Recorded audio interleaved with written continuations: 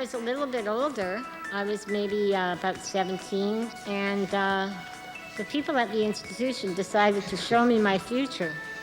And they took me to a sheltered workshop and said, well, when you finish high school, you can come and work here. And I said, yeah?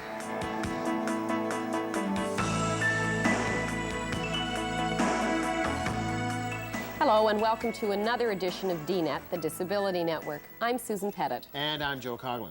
Sue, what does the word empowerment mean to you? Being able to make my own decisions about my own life and keeping my life in balance. How about you? Well, it's having the economic wherewithal to make choices in one's life.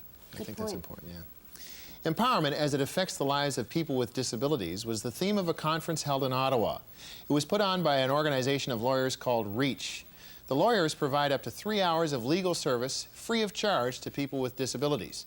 After that, the fee is negotiable, and in some cases, the fees are waived altogether.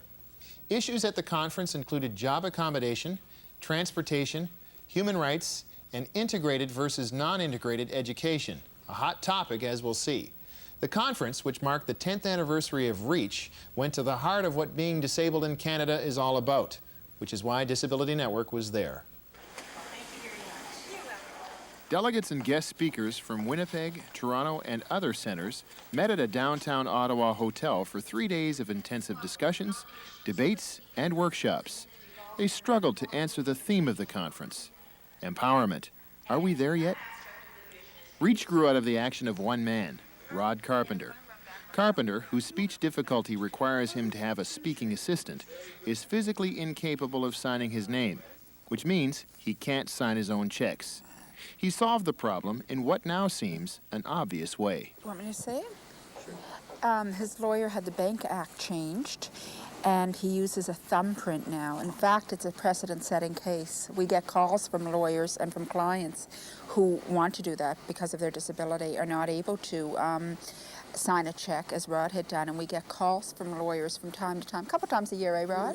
Where they want us to teach them, and in fact, Rod and Ernie did a file that we keep at the office, and we can just send that to the particular lawyer. It's quite exciting.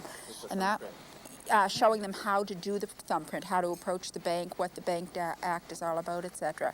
And that was Rod's first case, as he's saying, and it was also a precedent-setting case, and that's what started REACH. So a lot of the media attention that REACH got, right, was from the thumbprint. It was a fabulous story. So you have to be creative just because of the individual disabilities and different needs. I hope that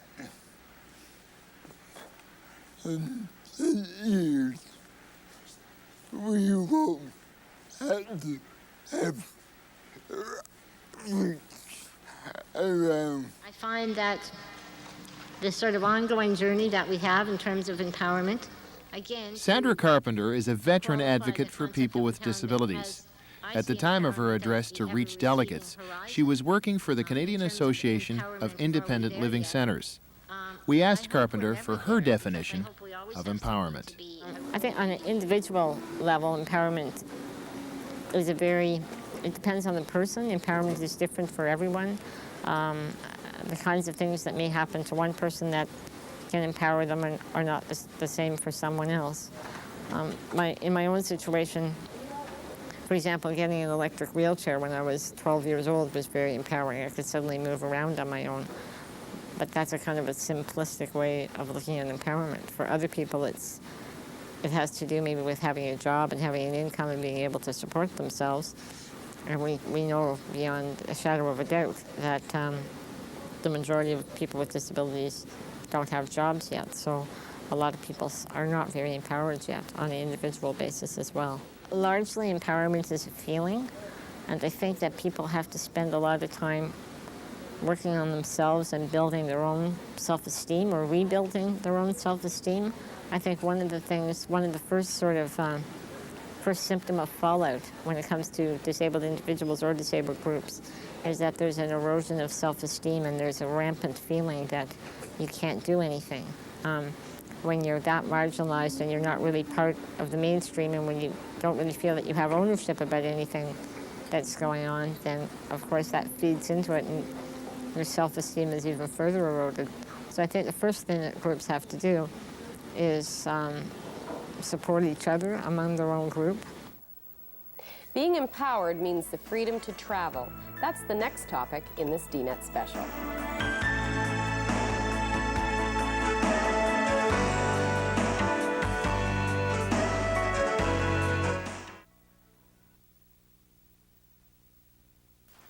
In cases of indirect discrimination, Gregory Pyc is one of the more outspoken disability rights advocates.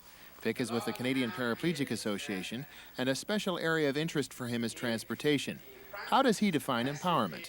Empowerment means I, as a disabled person, don't have to change to fit society. Society has to evolve to accommodate me because it's right. Okay, so empowerment is the right to make these choices. It's the right to say I earn an income and I can go to the movie theater tonight and hop on a bus and go to a theater. Okay? If you can't hop on a bus and go to a theater, you haven't got much empowerment. You haven't got the right to make these choices and these decisions. Without travel, you have walls at cities. Cities have artificial walls. If you want to commute from Toronto to Burlington or from Hamilton to Burlington, you have to take 2 special transit systems, parallel systems. So commuting for a disabled person who's living, say, in Hamilton is almost out of the question, unless they own their own vehicle. There's no reasonable way to get them to Burlington, to Oakville, to Mississauga, to Toronto, through that corridor, because none of the transportation systems are accessible. None of them. Transport in Ontario, Southern Ontario, has a horrible, dismal track record of inaccessibility. I commute from Hamilton to Toronto. I have to have my own car. So there's a huge operating expense when I can hop on a GO train. There's no reason I shouldn't be able to hop on a GO train and get into work. But so artificial walls are created. And without transportation, you also lose the social value of interaction, of going out, of going to movies, of visits and such. So that transportation system has to be developed so that it meets the social needs, the economic needs, all the needs. Kathleen Innis, who came to the conference from Kapuskasing, says disabled people who complain about transportation should visit her Northern Ontario town. When people in the big cities complain about things that aren't the way they want them to be, they should come up to Northern Ontario for a while and they learn how to appreciate bus services or other things like that. You know, at the moment we do have a kind of a makeshift bus service, and it's kind of used along with educational systems. The school bus is used when school hours are on. It's used as a school bus. During all other hours, people with disabilities are able to use it and get to where they want to go. Unfortunately, when you get to where you want to go, you may not be able to get in. So that's one of the problems. Even our employment center there is very inaccessible to someone in a chair, especially myself. And, you know, things like that. So you may get to where you're going, but you won't be able to get in. It's just because it's a small place and there's not a lot of money in the municipal government as well. And there's also not as many people who are asking for things to be changed. Like in the big city, you get all these people together and say, hey, we want this different. More voices there are, the better it is. So hopefully we can get some people up in the north talking to each other. As a whole, I think that the society has a lot left to learn, and if we are teaching ourselves by going to these kinds of conferences, we can go each as individuals and teach someone else, so that person passes that information on. And hopefully someday everybody will understand at the same level, so that, you know, things like special organizations won't be needed anymore. You know, you'll just be included in the mainstream of everything, hopefully. So certainly the Commission will be looking at and putting before the legislative review various issues. Empowerment often requires the support of people who are not disabled. One person drawn to the REACH conference by a deep interest in the issue of empowerment was Joanne Seguine of Ottawa. At the time of the conference, Seguine was providing assistance to a disabled student, Nathalie Aubertin. Nathalie had a stroke 3.5 years ago when she was in Kapuskasing. She was moved to Ottawa, and she's been in a high school at Untitled High School for the past 3 years. 2 years ago, I started working with her, and she goes to regular classes with regular students. I take her notes for her. I tutor her when she needs help. I help her with her personal needs, and I'm mostly there as a support and as a motivator to help her. When I first started working with her, Nathalie didn't really want to do anything in life. She just wanted to stay home and, you know, live like most people who, when they find they're faced with a disability, want to do just give up. But she's gotten 90s since we've been pushing her, and next year she's going to college. She's going in accounting in college. She's very intelligent, she has good marks, and she has a lot of friends in high school. She's living almost a normal lifestyle. She has friends, she calls them, they call her. She goes to the movies with friends sometimes. And she's very happy. She works very hard. She's my very good friend. We've built a great relationship. And I think that's what helps her the most. Most people say that she's come a long way since I started working with her. And people say, congratulations, Joanne. But it's not me, it's the relationship we've built that makes her want to struggle and to fight harder to get good marks and to really strive to get it. So the theme of this conference is empowerment. This really is an empowerment story, isn't it? Yes, it is. It has to do with the person knowing that she can do it. And if you're just standing there and you don't even know her, you're not going to strive to say, you can do it. I know you can. Non-disabled people have to recognize that the struggles of the disabled community really have to do with the struggles of the human condition. And, you know, anybody at any time, and not to use scare tactics, but anybody at any time can lose some kind of function and can be more disabled tomorrow than they were today. You can't say that of other minority groups, you know, but you can literally wake up tomorrow and be a disabled person. And I think that people who were at one time not disabled and then become disabled can all verify the common experience that they go through a phase, maybe prolonged, maybe not so long, but sometimes it's prolonged, where they actually lose their rights for a period of time. They're treated like children. Even families don't want you to make decisions for yourself anymore. And sometimes it's out of a desire to protect you. But in the long run, what it means is that you've lost your rights to participate and to your ability. When we come back, we'll look at empowerment in the workplace.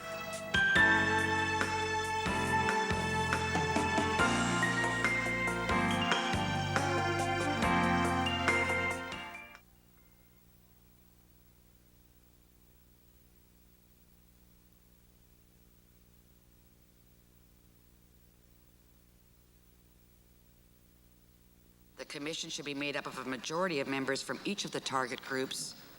Carol McGregor is provincial coordinator of the Ontario-based organization Disabled Persons for Employment Equity. Not surprisingly, she wants the federal government to put teeth into its employment equity laws. We need definite amendments to the Federal Employment Equity Act. It has to be mandatory. We have to have specific goals, timetables, and an effective enforcement mechanism in place. On the federal level, it's been proven that without an adequate enforcement mechanism, many companies are just merely content to report the numbers of disabled people. They're not required to hire them. So there has to be a complete overhaul of the Federal Employment Equity Act. Business doesn't want to have to implement this type of policy at all in their own firms. We're seeing quite a backlash right now, particularly against the disabled community, for this type of initiative. But it has worked in Europe, it has worked in Japan, Australia. We remain the last industrialized country to implement this type of legislation.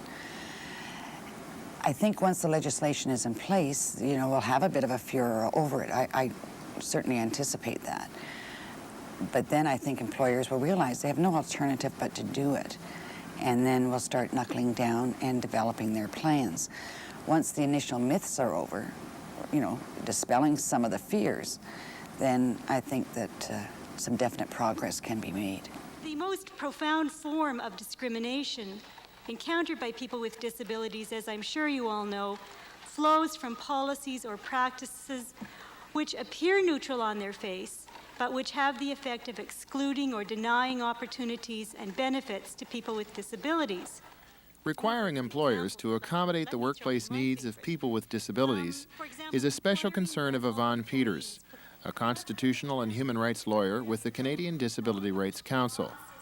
Knowing that there is misunderstanding about the meaning of accommodation, we asked Peters for a precise definition. Accommodation means that the disadvantagement experienced by a person with a disability because of the way that a policy or practice is carried out will be taken into account, and measures will be instituted that will enable that person to participate equally. And I guess the best way to really describe it is to give you an example, and that is, I'm a person who is blind, and if I go to a job that says part of your job is to read printed material, that will put me at a disadvantage because I won't be able to do that. But if the employer also says you must read printed material and we'll provide you with the technology or the reading support to enable you to do that, then my disadvantage has been accommodated and I'm able to do the same kind of work as my colleagues. Are employers required to do that sort of accommodation? Well, in some jurisdictions they are. Certainly in Ontario they are, and there are guidelines that set out just exactly what that means and how accommodation is to be implemented. However, at the federal level and at other provincial levels, it's a little bit more questionable as to whether or not that requirement is there. The Supreme Court of Canada has said in a human rights decision that the duty to accommodate should be read into statutes, but the legislation itself does not reflect that requirement, and so there's always that little bit of uncertainty if the statute doesn't say it, that each situation may have to be tested before the courts. So I don't think it's there, and it's certainly not there in the way that people with disabilities would like to see it. Next, to integrate or segregate? That is the question.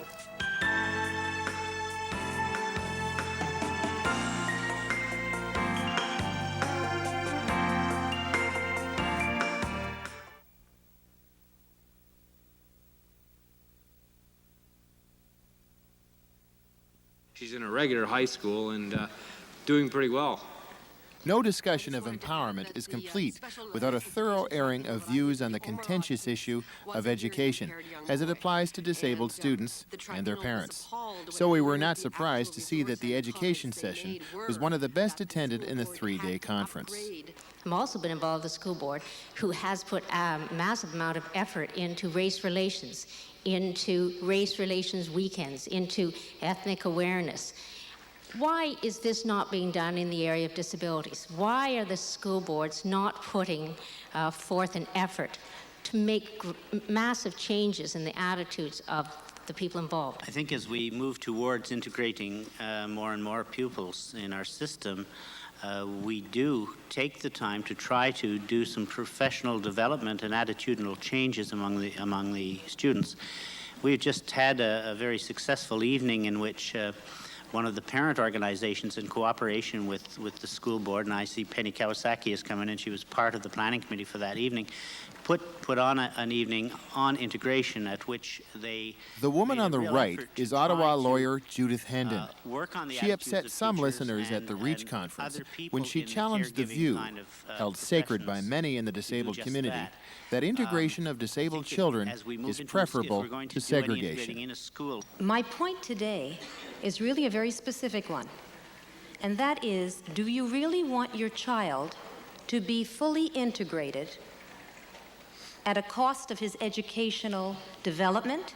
There are certain children who are learning disabled who become confused with too many kids in the classroom, with too much activity in the classroom, without having four walls right around them. Do you know what I mean? Without being in a regular classroom setting.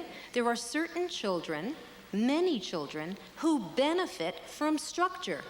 Are we supposed to forget about the needs of the child and simply say, now we're going to be dealing with the concept of integration because it makes parents feel really good? How about stopping and taking a hard look at the kids? Stop and say, what does my child need? Not what's going to make me feel less guilty or upset. What does my child need? And if my child is going to be upset by the label, because believe me, it isn't easy to cope with, not for the parent, especially not this parent who actually started her thesis, a doctoral thesis in education based on the concept of labeling, and I started writing against it. It isn't easy for the child, it isn't easy for the parent, but sometimes we have to stop and understand and take a hard look and realize that reevaluation may be in order. Maybe there are other ways of building up the child's self-esteem. My question was whether that should be your choice or the education system's choice. I guess my response would be a combination of the two based on the best interests of the child, not of the parents and not of the system.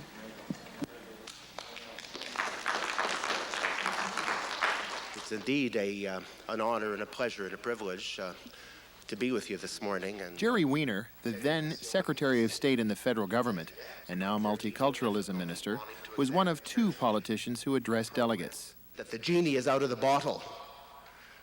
This word empowerment, whatever that means, to me it sounds like we're about to take over. And if we're about to take over, we're about to indicate loudly and clearly that equality is the centrality of our citizenship, that the opportunity to participate fully, that the opportunity to have that access must be ours. Equality, participation, opportunity. Those are things we demand and must have.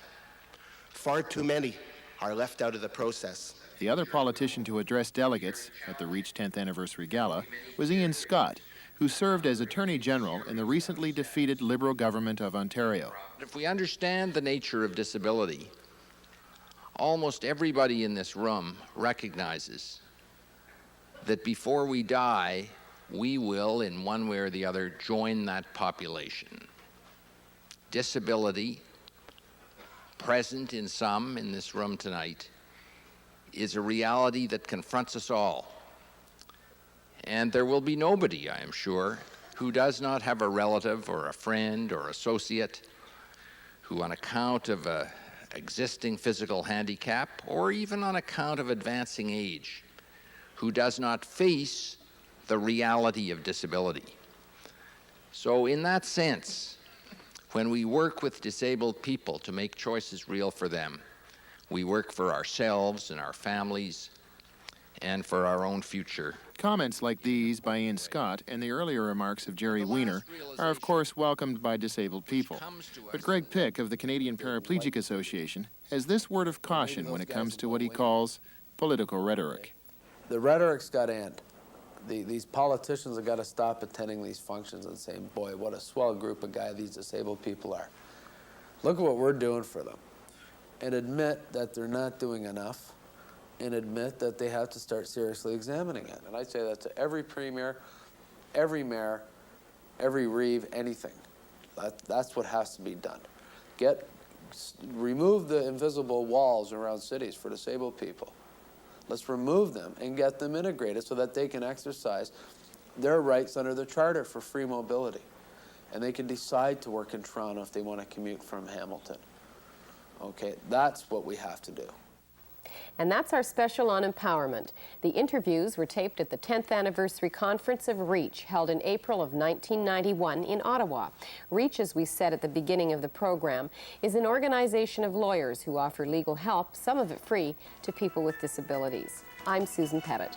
And I'm Joe Coughlin. See you next time. If you have any comments on today's show, you can write to us at the Disability Network, CBC, Box 500, Station A, Toronto, M5W1E6. That's the Disability Network, CBC, Box 500, Station A, Toronto, M5W1E6. Or fax us at 416-975-5636. I guess empowerment is the capacity for a person to accept responsibility, virtually give themselves permission to start taking and making choices, and to the best of their ability making those choices based on the best possible information available. And I think collectively, disabled people in Canada need to learn self-esteem skills so that they can have the confidence to go to the proper authorities and or persons who are advocates to get what they require.